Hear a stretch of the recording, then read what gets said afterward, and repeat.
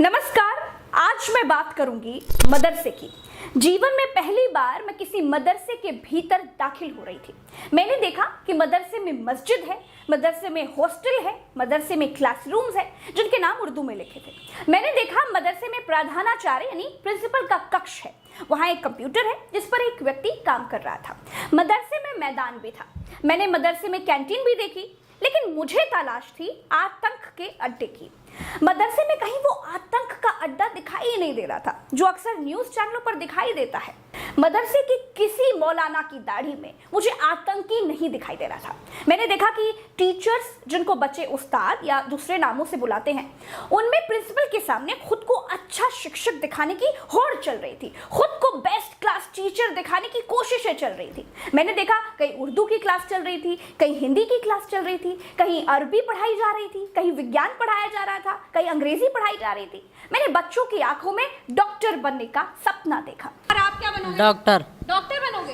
मैंने बच्चों को मौलवी बनने की बात कहते हुए भी पाया। आप क्या बनोगे, जल्दी बता दो। मौलाना।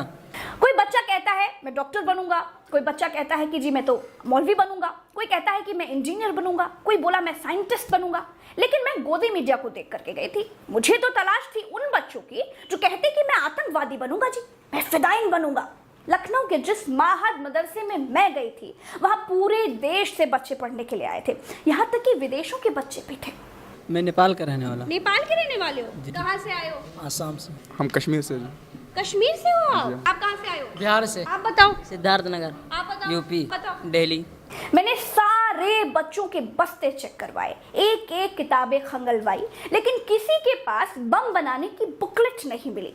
किसी के बस्ते में बम बनाने का सामान भी नहीं निकला, ना कोई डेटोनेटर, ना कोई जेलेटिन की छड़े, ना कि माचिस का कोई बुरादा। आश्चर्य था कि सब के सब पढ़ने आए थे, सबके सब बस्ते में पेन कॉपी यही लेकर के आए थे। फिर मदरसे में आतंक का वो अड्डा कहाँ था जो बेस्ट्रीम मीडिया के टीवी चैनलों पर दिखता है? अगर टीवी वाला मदरसे में आतंक का अड्डा नहीं भी खोज पाता है तो भी मदरसे को आतंक का अड्डा बताता है। इसी नाम से प्रोग्राम का शीर्षक रखा जाता है। टीवी ने बहुत जहर बोया है। जहरीली टीवी ने बंटवारे और नफरत का जहर बोया है। दोस्तों, मैं जैसे प्राथमिक विद्यालय जाती रही हूँ, बिल्कुल वैसे ही मदरसे के बच्चों के बीच भी पहुंची थी। कॉपी किताबें चेक की, उनका जर्नल नॉलेज चेक किया, क्लासेस देखे, कैंटीन्स देखे, हॉस्टल्स देखे, मस्जिद देखे।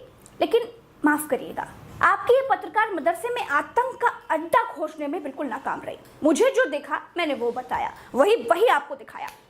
मुसलमानों के बच्चे भी पढ़ना चाहते हैं, आगे बढ़ना चाहते हैं, मौलवी बनना उनको आसान लगता है, इसीलिए ज्यादातर बच्चे उर्दू और अरबी पढ़कर मौलाना बनने की बात कहते मिले। डॉक्टर, इंजीनियर बनने का ख्वाब देखने वाले बच्चे भी मिले।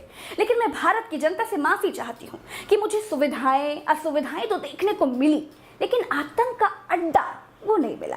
दोस्तों, ये प्रोग्राम आपको मेरे दूसरे चैनल उल्टा चश्मा यूसी पर मिल जाएगा, इसका लिंक डिस्क्रिप्शन में दे दूंगी। मदरसे पर मेरी डिटेल रिपोर्ट देखना चाहते हैं तो उल्टा चश्मा यूसी देखिए। दोस्तों, इस वीडियो में इतना ही। चलते हैं। राम राम, दुआ सलाम, जय हिंद। ट्विटर पर मेरे साथ जुड़ने के लिए मुझे @प्रज्ञा लाइव नाम से खोजकर फॉलो कर लीजिए। नीले निशान वाली आईडी है, नीले निशान वाली आईडी को फॉलो कर लेंगे तो साथ आ जाएंगे, और साथ आएंगे तो सच को और सामर्थ्य मिलेगा।